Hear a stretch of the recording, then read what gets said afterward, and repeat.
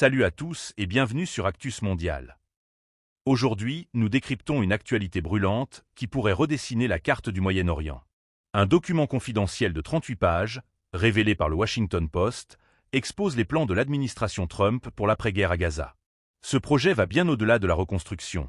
Il prévoit une transformation radicale incluant déplacement de population et création d'un hub touristique et technologique. Un projet si sensible qu'il fait trembler les institutions internationales. Le cœur de cette révélation se nomme Gaza Reconstitution Économique Accélération and Transformation Trust, ou GRATrust. Son sous-titre est clair, d'un mandataire iranien démoli à un allié abrahamique prospère. Il s'agit de tourner la page du Hamas soutenu par l'Iran pour intégrer Gaza dans le camp des pays ayant normalisé leurs relations avec Israël via les accords d'Abraham signés en 2020. Rappelons le contexte. Dès février 2024, Donald Trump avait surpris le monde en évoquant ce projet. Il avait déclaré vouloir aplanir la zone et se débarrasser des bâtiments détruits pour en faire une station balnéaire de luxe, tout en proposant de faire le ménage dans la bande de Gaza en transférant ses habitants vers l'Égypte ou la Jordanie. Ces propos étaient tombés dans l'oubli médiatique, mais cette fuite prouve que l'idée a été peaufinée, formalisée et chiffrée. L'architecte présumé de ce plan? La Fondation humanitaire de Gaza, une organisation privée soutenue par Israël et les États-Unis, aujourd'hui très controversée pour ses méthodes de distribution d'aide humanitaire ayant provoqué des scènes de chaos et pointé du doigt après la mort de plus de 1000 personnes près de ses centres. Que contient vraiment ce document? Il repose sur 3 piliers sensibles. Premier pilier, une tutelle américaine de longue durée. Le projet prévoit de placer la bande de Gaza sous administration directe des États-Unis pour au moins 10 ans.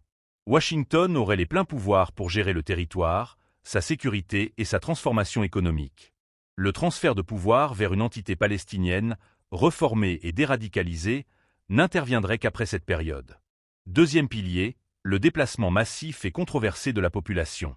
C'est le point le plus explosif. Le plan acte le déplacement temporaire des plus de 2 millions d'habitants de Gaza. 2 options sont proposées, des départs volontaires vers un pays non précisé ou un relogement dans des zones restreintes et sécurisées à l'intérieur de l'enclave pendant les travaux pharaoniques. Pour compenser ce déplacement, le plan prévoit un système de jetons numériques pour chaque Palestinien possédant une terre, échangeable soit contre un futur appartement soit contre $5 000, mais seulement en quittant définitivement Gaza. Troisième pilier, la métamorphose physique et économique de Gaza.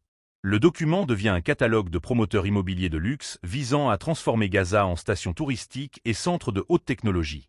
Il détaille des immeubles de 20 étages, des résidences de luxe, des commerces high-end, des industries technologiques, des hôpitaux et écoles modernes, le tout entrecoupé de parcs et terrains de golf, desservis par autoroutes, tramways et aéroports.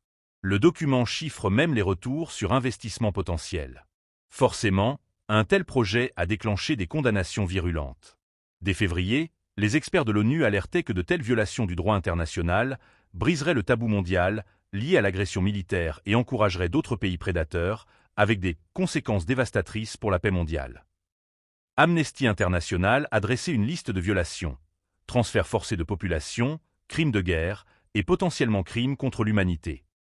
Ce projet renforce les accusations de génocide portées par de nombreuses ONG et chefs d'État contre l'armée israélienne, accusations qu'Israël rejette. L'ONU alertait déjà en février sur un risque avéré de nettoyage ethnique. Dans le contexte actuel, ces craintes prennent une dimension terrifiante. Plus de 64 300 Palestiniens tués selon le ministère de la Santé palestinien, Gaza en ruine, touché par la famine, sous les bombardements quotidiens. Parler de terrain de golf dans ce contexte est surréaliste. Les réactions politiques sont tranchées. Le département d'État américain a refusé de commenter dans un silence lourd de sens. Le Hamas a répondu par la voix de Bassem Naïm, « Gaza n'est pas à vendre ». Alors, que faut-il penser de ce projet GRA? D'un côté, il présente une vision d'une Gaza pacifiée et prospère. De l'autre, il soulève des questions éthiques, juridiques et humaines fondamentales. Droit des Palestiniens à l'autodétermination, droit au retour des populations déplacées, risque d'un colonialisme 2.0, où l'on résoudrait un conflit en déplaçant la population sous couvert de développement économique.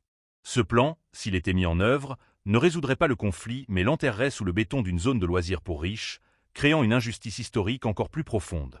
Merci d'avoir suivi cette analyse sur Actus Mondial. Cet article vous a intéressé? Parlons-en en commentaire. Laissez un pouce bleu si vous avez apprécié cette plongée dans la géopolitique complexe du Moyen-Orient. Abonnez-vous et activez la cloche pour ne rater aucune de nos prochaines vidéos décryptage. Prenez soin de vous, restez informés, et à très vite sur Actus Mondial.